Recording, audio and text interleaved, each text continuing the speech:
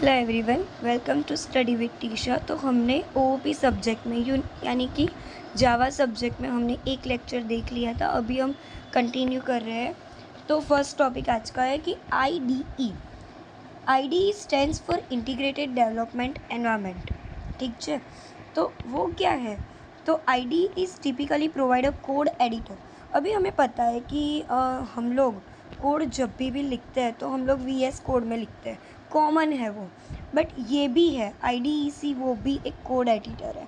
ठीक है, उसमें भी हम लोग लिख सकते हैं। A compiler and interpreter and debugger that the developer access through a unified graphical user interface GUI।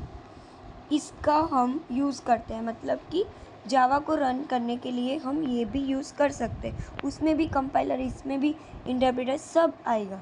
ठीक है, तो हम ये कोड एडिटर की तरह भी IDES जो है वो यूज़ कर सकते हैं। बट कॉमनली सब लोग VS कोड ही यूज़ करते हैं।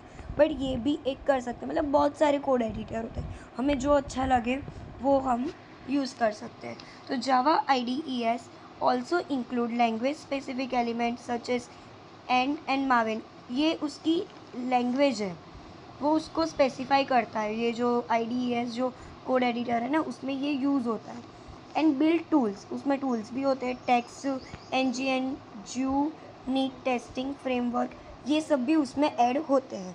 ठीक है, various Java IDES are is Eclipse, IntelliJ IDEA, BlueJ, Xcode etcetera. तो ये जो IDES है ना, उसके भी थोड़े टाइप्स है। इक्लिप्स, ये इंटेलिजे आइडिया, ये हमें बहुत यूज़ में आएगा। ठीक है, तो ये IDE के बारे में हो गया कि हाँ, जावा में ऐसे कोड एडिटर होते हैं। ठीक है, अभी हम बात करते हैं creating, compiling, executing Java programme.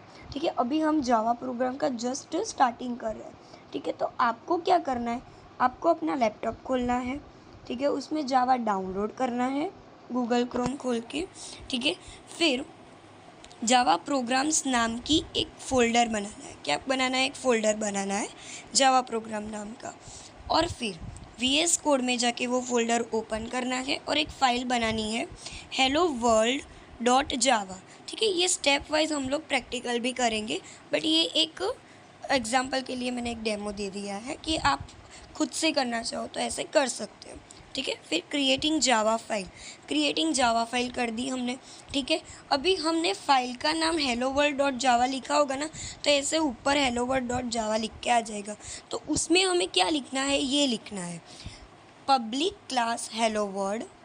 अभी हमने जो फाइल का नाम रखा है वही हमारा क्लास का नाम भी होगा। अभी आप ये सब बोल रहे होंगे कि यार ये पब्लिक क्लास क्या है, ये क्या है सब कुछ। तो ये जावा का कोड है, तो उसमें जावा जो है ना वो ऑब्जेक्ट ओरिएंटेड है। ठीक है, तो उसमें क्लासेस बनाने पड़ते हैं। ठीक है, तो हम क्या करेंगे? क्लास बनाएंगे। तो क्लास का नाम क्या देंगे? ये है क्लास, ये क्लास का नाम है। ठीक है, तो नाम क्या देंगे? जो हमने फाइल का नाम रखा है वही हम रखेंगे। ठीक है, अभी आप सोच रहे हैं कि ये पब्लिक क्या है, तो ये एक्सेस मॉडिफायर है कि हाँ, ये क्लास में जो भी हम लोग लिखेंगे वो पब्लिक है। पब्लिक यानी कि सब लोग देख सकते हैं, इट्स ओके। ये हम आगे डिटेल में भी देखेंगे कि बहुत सारे एक्सेस मॉडिफायर होते हैं, पब्लिक, प्राइवेट, डिफ़ॉल्ट, ये सब कुछ। बट ये जो पब्लिक है वो कॉमनली यूज़ होता है कि पब्लिक यानी सब एक्सेस कर सकते हैं। ठीक है, तो इसको हम लोग पब्लिक लिखते हैं, पब्लिक क्लास हेलो वर्ल्ड। ये आपको एकदम रट्टा मार देना है कि हाँ, ये जावा की बेसिक है, उसका कोड इधर से ही ऐसे ही स्टार्ट होता है। ये हम पहला कोड लिख ही देंगे आज।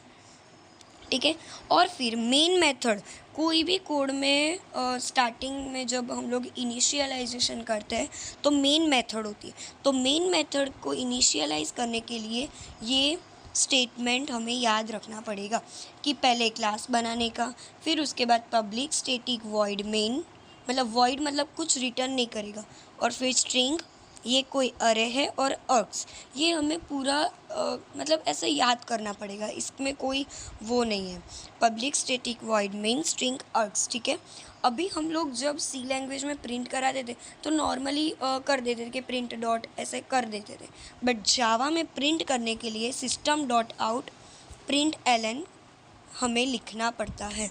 ठीक है, प्रिंट करने के लिए। तो अभी हम सिस्टम डॉट आउट लिखेंगे प्रिंट एलन, और फिर क्या हमें प्रिंट कराना है, तो हेलो वर्ल्ड, ठीक है। और फिर हम ये कोड को क्लोज कर देंगे, और फिर हम जब रन कराएंगे, जावा रन ऐसा लिखा होगा, तो उसको हम रन करेंगे तो हेलो वर्ल्ड लिख के आ जाएगा, ठीक है। तो इधर मैंने यही सब लिखा है कि ये फाइल नेम है, उसका ही हमने क्लास बनाए। ये बात आप ध्यान में रखना कि जिस फाइल नेम जो है वही हमारा क्लास नेम है। तो ये हो गया हमारा फर्स्ट कोड, ठीक है, यही है, ठीक है। कि अभी आप ये सोच रहे होगे कि ये सब कुछ क्या है।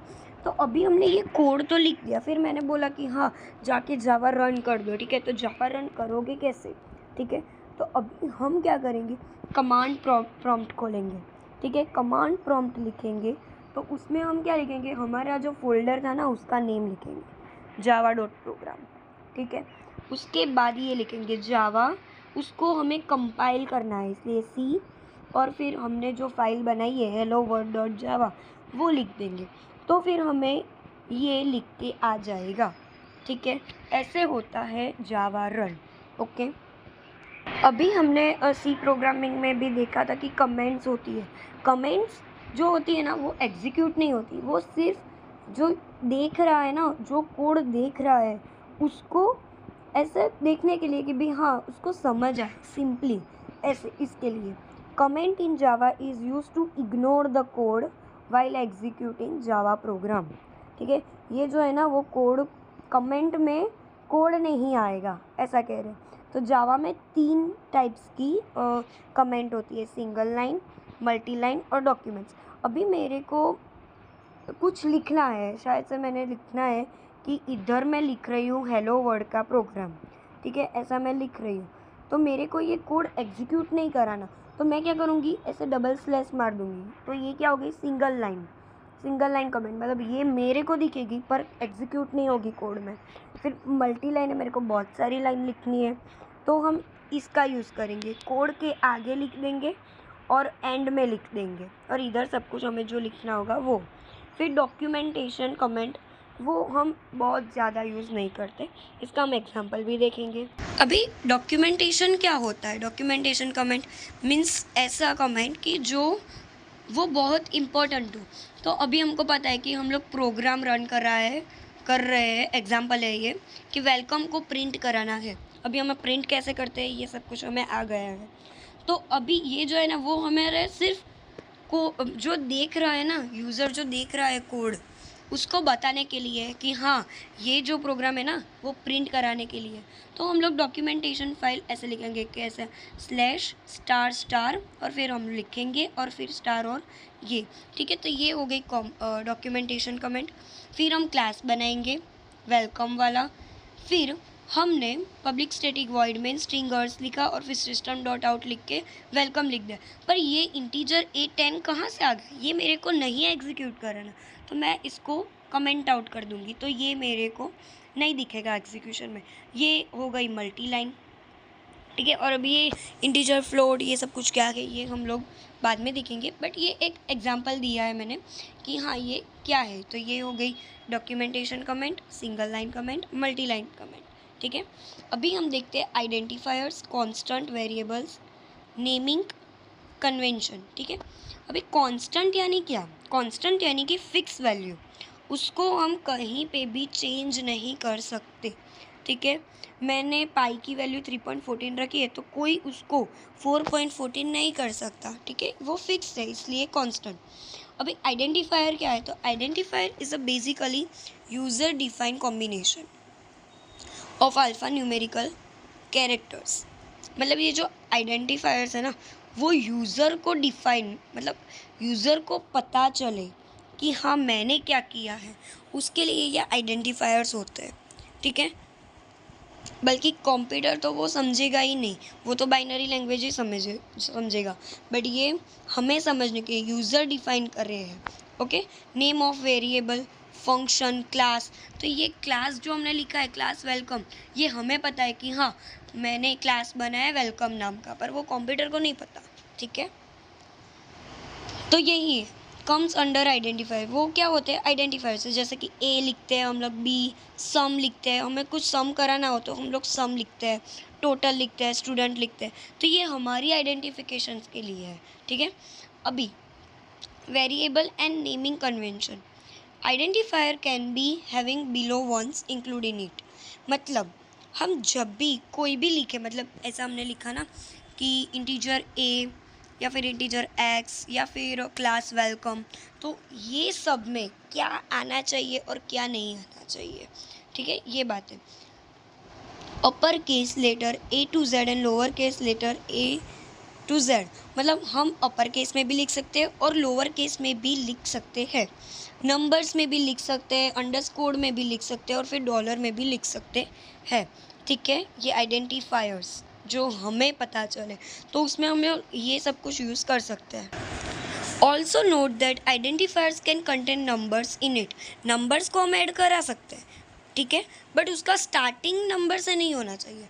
हमें लिखना हो तो हम ऐसा लिख सकते हैं कि टी शा 3, ऐसे हम लोग लिख सकते हैं, बट 3 टी शा ऐसा हम लोग नहीं लिख सकते, ठीक है। Should not use any reserve की। और फिर कुछ है ना, ये जो डिवाइस है ना उसमें एक रिजर्व कीज़ होती है, उसको हम लोग यूज़ नहीं कर सकते।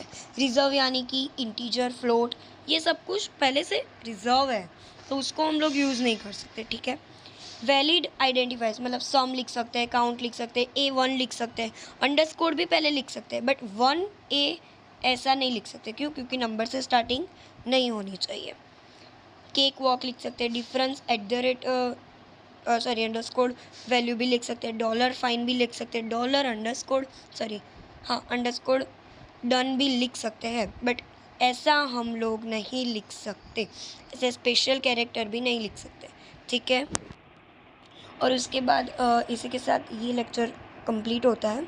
आपको ये वीडियो अच्छा लगा हो तो लाइक, शेयर एंड सब्सक्राइब कर देना। अगले वीडियो में हम डेटा टाइप्स देखेंगे, ठीक है। Thank you.